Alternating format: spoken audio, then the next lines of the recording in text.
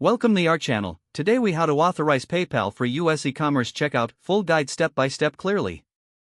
To authorize PayPal for US e-commerce checkout, start by logging into your PayPal business account. If you don't have a business account, create one by selecting sign up on the PayPal homepage. Next, navigate to the account settings menu in the top right corner. Select account access from the menu options. Look for the API access section and click on Update next to it. You may see different API options. Choose Manage API Credentials to proceed. Here, you will view your API signature and credentials. Make sure to copy the API username, password, and signature. Next, open your e-commerce platform where you want to integrate PayPal. Log in to your e-commerce platform's admin dashboard. Locate the Payment Settings or Payment Methods section. Find the option to add PayPal as a payment method.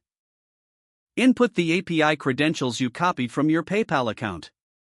Make sure to save the changes after entering the credentials.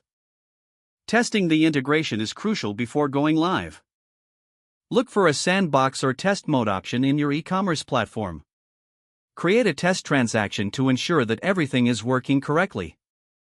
After successfully testing, switch your payment settings back to live mode. You are now fully authorized to use PayPal for your US e-commerce checkout. Monitor transactions closely after going live to ensure smooth processing. Refer to PayPal's developer documentation for any advanced setup or troubleshooting needs. If the page does not load, refresh the browser or try again in a private or incognito window. Make sure you are using the correct email address, then retype it carefully to avoid small typos. If your password is not accepted, use the reset option and create a new strong password you can remember.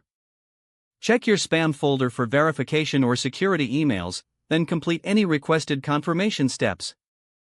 Enable two-factor authentication if available to improve account security and reduce unauthorized access risk.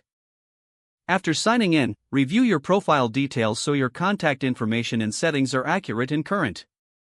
If you see an error message, note it down and try again after restarting your device and internet connection. Don't forget to like this video and subscribe to our channel for more step-by-step tech guides.